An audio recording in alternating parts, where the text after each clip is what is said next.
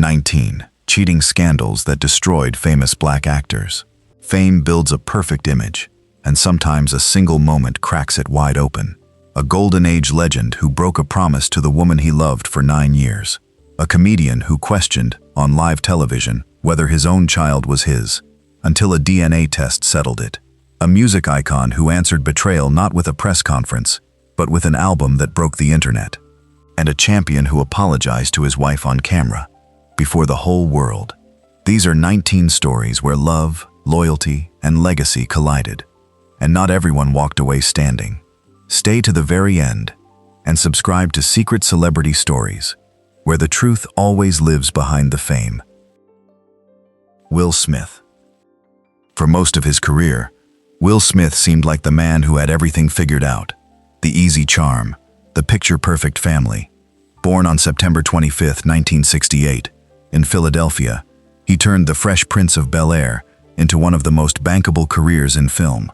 From Ali to The Pursuit of Happiness to a Bad Boys franchise that has earned more than $1 billion worldwide. He and Jada Pinkett Smith married in December of 1997 and became one of Hollywood's most closely watched couples. But the truth behind that image proved far more tangled than any headline. In July of 2020, the two sat together on Jada's program, Red Table Talk, after the singer August Alsina spoke publicly about a relationship with her. Jada confirmed it, calling it an entanglement that occurred while she and Will were, by her own account, separated. A break she said Will was aware of, and rather than hide, Will sat beside her and acknowledged it, on camera, before the world. What made this different from an ordinary scandal is that no reporter forced it into the open. The couple chose to tell their own story, in their own words. In her 2023 memoir, Worthy, Jada revealed they had actually been living apart since 2016. And Will, in his own memoir 2 years earlier, wrote about their struggles with startling openness. This was never a simple tale of one person wronging another. It was a hard, public reckoning with the distance between the marriage a couple shows the world and the one they are quietly living. And it asked millions of us to sit inside that discomfort right alongside them. Beyoncé. Some people answer heartbreak with silence. A rare few answer it with something that outlives the wound entirely. Beyoncé, born on September 4, 1981, in Houston, is among the most honored musicians who has ever lived. And in April of 2016, she did what no press release could match. She released Lemonade, a 60-minute visual album on HBO that described, in language both serene and shattering, the feeling of being betrayed by the very man with whom she had built a life, a family, and an empire. There was no news conference, no posted accusation, only private grief reshaped into one of the most acclaimed works of the decade, with songs like Pray You Catch Me, moving through anger, sorrow, and a hard-won grace. And here is the part that lands most with anyone who has watched real marriages bend and sometimes mend. Her husband, Jay-Z, did not deny it or vanish into silence.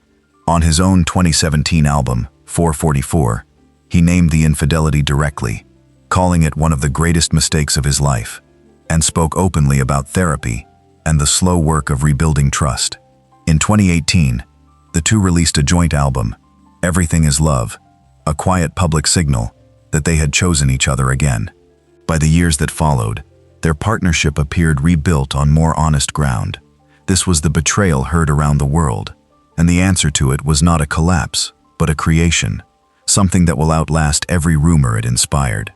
Whether one calls that healing or artistry, it remains a rare thing, pain turned, deliberately, into something worth keeping. Kobe Bryant. There are moments when a figure so admired he seems untouchable is suddenly revealed to be painfully human, and the summer of 2003 was one of them. Kobe Bryant, born on August 23, 1978, in Philadelphia, stood at the peak of his sport.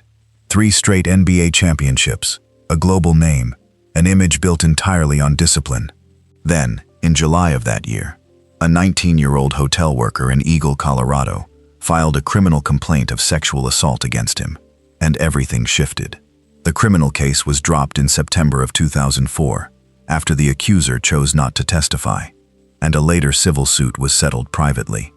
What the ordeal did establish in Kobe's own words, was that he had been unfaithful to his wife, Vanessa, whom he had married in April of 2001. In a public statement, he acknowledged the encounter and said he had come to understand she did not see it as consensual, even as he maintained that he had believed at the time that it was. Vanessa sat beside him at the press conference where he apologized to her directly, before the whole world, and the pain on her face was something no one who saw it ever forgot. He gave her a purple diamond ring, reported to be worth around $4 million, and lost endorsements with McDonald's and Nutella. But over the years that followed, he rebuilt both his marriage and his name, and by the time of his tragic death in January of 2020, in a helicopter crash that also took his daughter Gianna, the world had come to hold the whole of who he was, rather than a single terrible chapter. Sidney Poitier. We tend to imagine celebrity scandals are a modern invention, born of reality television. But they are as old as Hollywood itself, and one of the very first involved the most dignified man the industry ever produced. Sidney Poitier, born on February 20th, 1927, in Miami, and raised in the Bahamas, made history in 1964 as the first black man to win the Academy Award for Best Actor for Lilies of the Field. To the public, his image was flawless. Yet on the 1959 set of Porgy and Bess, he met the actress Diahann Carroll, and what grew between them was immediate and deeply complicated, because both were already married. He to his first wife, Juanita Hardy, and she to the producer Monty Kaye. Their affair lasted nearly 9 years, and decades later, it was Carroll herself who told the story, in painful detail, in her 2008 memoir, The Legs Are the Last to Go. By her account, Poitier promised to leave his wife and persuaded her to divorce Kaye, which she did, and then he did not follow through. She wrote that he had bought her a ring and an apartment, only to change the locks and ask her to repay the costs, describing herself in those years as submissive and desperate. It is a heartbreaking contrast to the regal woman the world saw on screen. This was Hollywood's original slow-burning heartbreak, told entirely in the voice of the woman who lived it. And yet, in the final years of their lives, the two found their way back to friendship. That's a lovely thing that comes as you age, Carroll wrote. Forgiveness. Tiger Woods. Some falls feel less like a scandal than like watching something monumental crack down the middle. Tiger Woods, born on December 30th, 1975, in Cypress, California, was not simply the finest golfer alive, with 15 major championships and career prize earnings beyond $120 million. He was the most recognized athlete on the planet, his image built on a kind of flawless precision. He married the former model Ellen Nordegren in 2004, and together they had 2 children. Then, just after midnight on November 27, 2009, he crashed his vehicle into a fire hydrant and a tree outside his Florida home, and the strange circumstances of that night broke the image open. In the weeks that followed, more than a dozen women came forward publicly to describe relationships with him during his marriage. Messages and voicemails were published, and sponsors began to back away one by one. He issued a public apology in February of 2010, stepped away from professional golf, and entered a treatment program. He lost endorsement deals with companies including Accenture, AT&T, and Tag Heuer, costing him hundreds of millions. And Elon filed for divorce that August, finalized in a settlement reported near $100 million. What makes his story remarkable, though, is the long road back. Woods returned to competition and, in 2019, won the Masters in one of the most celebrated comebacks in sports history. He rebuilt the golfer, if never quite the myth. The man who came back was more human than the legend who fell. Humbled, weathered, and, to many, more relatable for it. And perhaps that is, in the end, the truer version of him.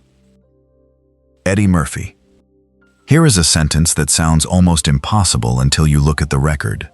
One of the most beloved comedians in the world once questioned, on television, whether his own child was his.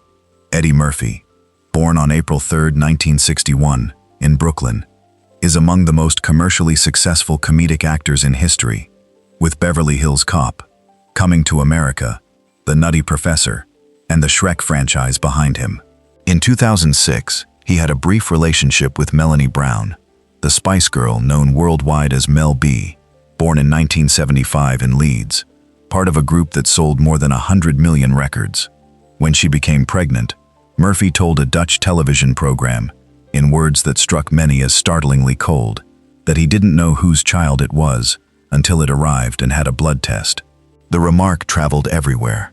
The baby, a daughter named Angel Iris Murphy Brown, was born on April 3, 2007, Murphy's own birthday, and a DNA test that June confirmed that he was indeed the father. He later apologized for what he had said and expressed genuine regret.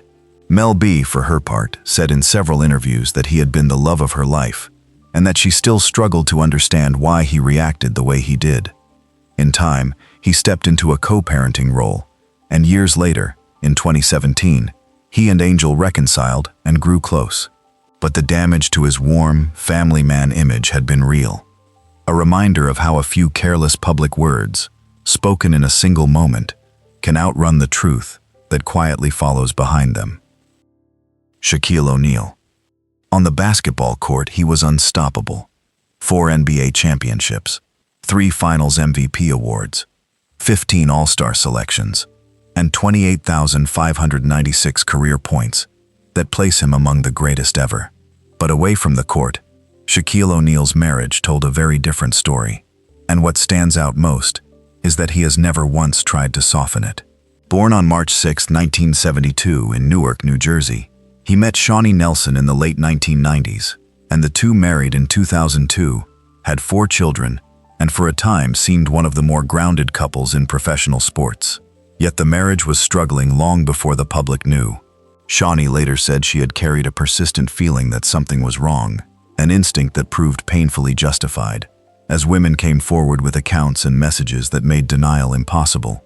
And here is where Shaq set himself apart from so many others. Across many interviews, he admitted plainly that he had been unfaithful.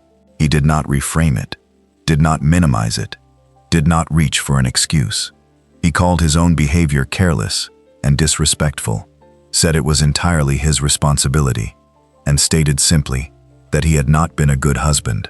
Shawnee filed for divorce in 2009, and though the split was bitter at first, the two eventually built a co-parenting relationship both have spoken about warmly. Shaq went on to a thriving second life as a broadcaster and businessman. Still, the knowledge that he failed the person who trusted him most follows every retelling of his life, proof that even complete honesty afterward cannot fully undo the choice that made it necessary. Whoopi Goldberg. If some scandals were whispered quietly behind closed doors, this one erupted into full public view and spiraled into something no one had expected.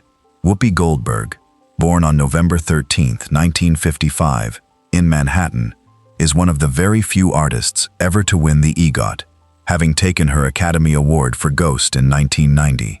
In the early 1990s, she became involved with Ted Danson, then one of the most beloved television stars in America after 11 seasons on Cheers, while he was still married to his second wife. When their relationship became public, audiences were already uneasy, and then came the moment that turned discomfort into outrage. In October of 1993, at a Friars Club roast held in Whoopi's honor, Danson appeared in blackface and performed a routine, thick with racial jokes. Whoopi later explained that she had helped write some of the material and had meant it as a roast between two people in love. But the room fell silent, guests walked out, and the media erupted. The backlash was severe and lasting. Danson's warm, familiar image took a blow from which his career never quite regained its former momentum, and Whoopi found herself pulled into the storm even as she defended him. Their relationship ended not long after. It became one of the most cited cautionary tales in celebrity history, not merely a story of infidelity, but a lesson in how even brilliant, good-hearted people can make choices that trail them for decades. And to her lasting credit, Whoopi has never once pretended it did not happen, meeting the memory with the same blunt honesty she brings to everything. Jay-Z. For most of his life, Sean Carter, the man the world knows as Jay-Z, projected an image of complete command. Born on December 4, 1969, in Brooklyn, he built one of the most remarkable catalogs in music, with 14 studio albums, 23 Grammy Awards, and business ventures that turned an artist into a mogul. His 1996 debut, Reasonable Doubt, still spoken of as a classic. So when his wife, Beyoncé, released Lemonade in 2016, and the world understood it as a chronicle of his unfaithfulness, it was a rare and very public crack in a carefully guarded life. What makes his part of the story worth telling honestly is that he did not deny it, deflect it, or disappear. On his own 2017 album, 444, he confronted the betrayal directly, calling it one of the greatest mistakes of his life, and speaking, with surprising openness, about the near collapse of his marriage. In interviews, he went further still, describing the therapy he undertook, the fear of vulnerability he traced to a hard childhood, and the patient work of earning back a trust he had broken. The couple's 2018 joint album, Everything Is Love, served as both art and quiet announcement. They had chosen each other again. In a world where genuine accountability is rare, here was a man at the height of his power, publicly owning a private failure rather than burying it. Whether one sees that as real growth or careful image-making remains open to debate. But the facts are his own words, on the record. And that alone is a kind of honesty most of these stories never manage to reach. Usher. By the middle of the 2000s, Usher Raymond IV was one of the biggest names in all of music. Born on October 14, 1978, in Dallas, his 2004 album Confessions sold more than 20 million copies around the world, produced 4 #1 singles, and remains one of the best-selling records of its era. His marriage, however, was troubled almost from the moment it became public. He wed the fashion stylist Tamika Foster in August of 2007, reportedly over the objections of some family members and people in the industry. Almost at once, rumors of infidelity began to swirl, including one especially painful claim involving a member of the wedding party. A claim that, given the depth of that betrayal, remained an unproven allegation rather than an established fact, and deserves to be named as exactly that. What is documented is that Usher himself later acknowledged he had not been fully faithful during the marriage. The admission came quietly, without fanfare, folded into the larger unraveling of the relationship. They divorced in 2009, and the custody battle that followed was public and emotionally raw, with serious accusations from both sides. Usher was ultimately granted primary custody of their 2 sons, Usher Fifth and Naveed. The marriage had lasted barely 2 years, but the pain it left behind, on both sides, lingered on for far longer. His story is a quiet reminder that the polished public version of any celebrity relationship rarely captures the real complexity of what 2 people are enduring behind closed doors, and that even an honest admission can leave far more questions than it ever answers. Snoop Dogg. Nearly every story in this collection ended in separation. This one, remarkably, did not, and that simple fact raises as many questions as it answers. Calvin Broadus Jr., born on October 20, 1971, in Long Beach, California, has been one of the most enduring figures in hip-hop, selling more than 35 million albums since his debut on Dr. Dre's The Chronic in 1992, and building an empire across television, film, and media. He met Shantae Taylor when they were still in high school. They grew up together, married in 1997, and had 3 children. Then, in 2004, Snoop filed for divorce, citing irreconcilable differences, only to withdraw the filing and remain with her. Over the years, several women came forward with accounts of involvement with him during the marriage, and messages and photographs surfaced at various points. In at least one documented instance, a woman described being flown out for what she called an arrangement. Snoop's response to such claims tended to be oblique, never a detailed denial, but never quite a firm rejection either. Then, in 2020, it was Shantae who filed for divorce, and once again the filing was withdrawn. The 2 renewed their vows publicly and carried on. Whatever holds them together clearly rests on foundations outsiders simply cannot see. Love, loyalty, shared history, family, or some blend of all of them that only the 2 of them truly understand. In a landscape defined by broken promises, they keep choosing to stay. Theirs is not the tidy morality of a cautionary tale. It is something messier, more private, and in its own quiet way, more human than any lesson. Halle Berry. Halle Berry has spoken with unusual honesty about the pattern of painful relationships that has run through her life. After one marriage ended, she said in an interview that she had come to wonder whether she herself was the problem. Heartbreaking self-reflection from a woman who had, in fact, been betrayed in one of the most public ways imaginable. Born on August 14, 1966, in Cleveland, she made history in 2002 as the first black woman to win the Academy Award for Best Actress for Monsters Ball. By the time she married the R&B singer Eric Benet in January of 2001, she was among the most recognized faces on earth. The marriage came apart because of Benet's infidelity, not one isolated incident, but a pattern.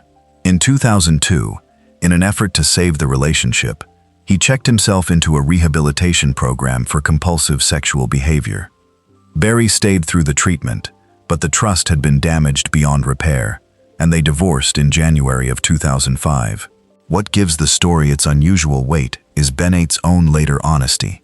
In interviews, he admitted that calling his behavior an addiction had, in hindsight, probably been an excuse, and that he had simply made terrible choices he needed to own. It became part of a larger conversation about how fame and proximity can make faithfulness so difficult to sustain, and about how the person left standing in the rubble so often carries the heaviest public weight of the fallout. Halle Berry carried it with a quiet, extraordinary dignity, turning private devastation into something that looked, from the outside, remarkably like grace. Kevin Hart. Of all the stories gathered here, Kevin Hart's carries a particular sting, because of when it happened and how it unfolded in layers that each seemed worse than the last.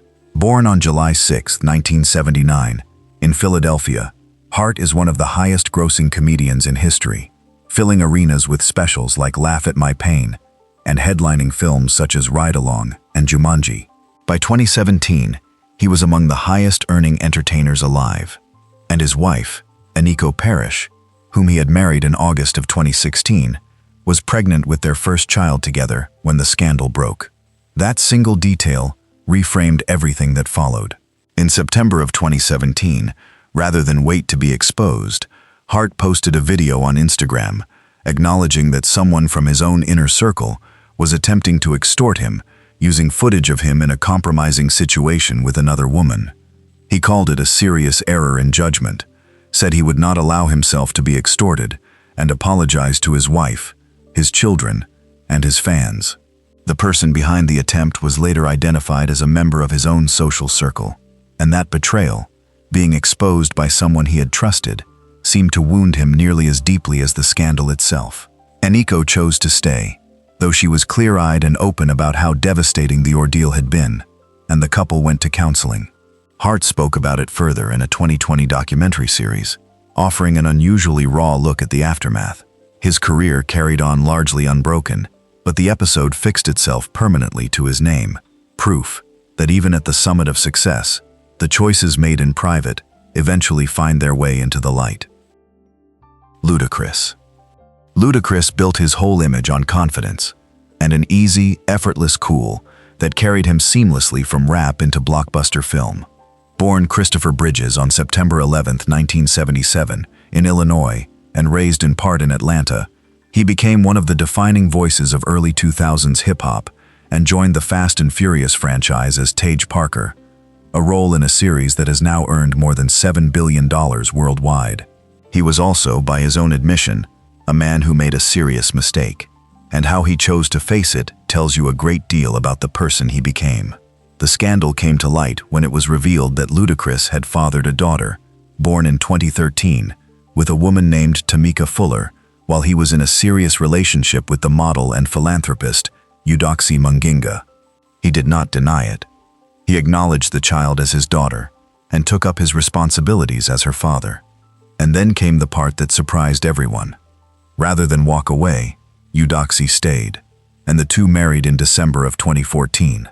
Ludacris arranging for a skywriter to spell out his proposal so she would see it from an airplane window. The following year, they welcomed a daughter of their own. In the years since, Ludacris has spoken about the whole experience as a lesson in accountability and growth, and by all public accounts, He raises each of his children, alongside each of their mothers, with real care. The scandal did not come to define him. What defined him instead was the choice to face it honestly rather than hide. A story that, unusually among these, bends toward repair rather than ruin. Carmelo Anthony. For the better part of a decade, Carmelo and Lala Anthony looked like the very picture of a modern power couple. Glamorous, affectionate, endlessly supportive of one another in public. Carmelo, born on May 29, 1984, in Brooklyn and raised in Baltimore, is one of the most gifted scorers in NBA history. A 10-time All-Star, a 3-time Olympic gold medalist, and the holder of 28,289 career points, 8th on the all-time list. His wife, Alani Lala Anthony, born in 1979, was never merely an athlete's spouse. She built a career all her own as a television host on MTV, an actress on the series Power, and a best-selling author. They married in a televised wedding in 2010 and shared much of their life on reality television. When the cracks in that life finally appeared, they came quietly at first, and then, all at once, the floor seemed to give way. In 2017, Lala separated from Carmelo, following reports that he had fathered a child with another woman. Neither Carmelo nor his representatives ever directly confirmed the specific claims, a point worth stating plainly. But Lala's quiet decision to leave, without ever making a public scene, spoke louder than any statement could have. They attempted a reconciliation before ultimately filing for divorce in 2021, finalized 2 years later, with their son Kian always at the center of their care. What made the story resonate was Lala's composure throughout it all. She never performed her pain for an audience. She simply moved forward, and in doing so, earned a respect that outlasted the marriage itself. T.I. T.I. and Tiny Harris are one of hip-hop's most enduring couples, together for decades, and parents to a large blended family. And the very fact that they remain together is what makes their story so genuinely difficult to weigh. Clifford Harris Jr., born on September 25, 1980, in Atlanta, is one of the defining figures of Southern hip-hop, with landmark albums like Trap Music and King, and a #1 hit alongside Rihanna in 2008. Tamika "Tiny" Cottle, born in 1975, was a member of the Grammy-winning group Xscape and co-wrote TLC's 1999 hit No Scrubs before her marriage came to define her public life. The two came together in the late 1990s and married in 2010, building a combined family that stood at the center of their reality series. Then, in 2016, Tiny filed for divorce, naming T.I.'s infidelity as a central reason, and spoke in interviews about feeling humiliated by cheating she described as obvious and barely hidden. The filing made headlines around the world, but the story did not end there. They reconciled, went to counseling, and stayed together, and by 2017, the divorce filing had been withdrawn. For the purpose of this chapter, their marriage represents something particular. Two people who chose one another, broke the promise they had made, and then chose one another again. Whether that is resilience or something more complicated depends entirely on who is telling it. What cannot be denied is that theirs is not a clean story of collapse, but a far messier, ongoing negotiation between betrayal and commitment, still unfolding in plain view of the public that has followed them for so long. Nick Cannon. In the early 2000s, Nick Cannon and Christina Milian were one of those couples who made it all look effortless. Young, gifted, and rising together in an era when music and film felt deeply intertwined. Cannon, born on October 8, 1980, in San Diego, had made his name across nearly every kind of stage. As a comedian, a rapper, an actor in the 2002 film Drumline, and eventually, as one of the most familiar hosts on American television through America's Got Talent and The Masked Singer. Christina Milian, born in 1981, was a rising R&B star whose early singles had established her in pop music and who was building an acting career alongside it.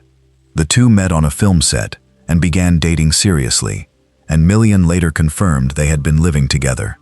What ended the relationship was not dramatic in the usual, public way. It was intimate, and it was caught through the screen of a phone. She had his password, And one night, while he was asleep, she looked through his messages, and what she found there was unmistakable. He had been communicating with other women in ways that left no room for doubt. Cannon later confirmed all of it in interviews, making no effort to build some alternative version of events. He admitted that he had been young, immature, and that yes, he had cheated. Caught not by a leaked recording or a press conference, but by a phone, a password, and a sleepless night. And perhaps that is exactly why the story stayed with so many ordinary people. There was no spectacle to it at all, only a plain human truth that could never be taken back. Antoine Fuqua. Some betrayals arrive as whispered rumor. This one arrived as a photograph, one that left almost no room for interpretation. Antoine Fuqua, born on January 19, 1966, in Pittsburgh, is one of the most respected directors in action cinema. He broke through with 2001's Training Day, the film that earned Denzel Washington his second Academy Award, and went on to make the Equalizer films, Southpaw and Emancipation. He is married to the actress Layla Rochon, born in 1964, and best remembered for the 1995 film Waiting to Exhale, one of the defining portraits of black womanhood in American cinema.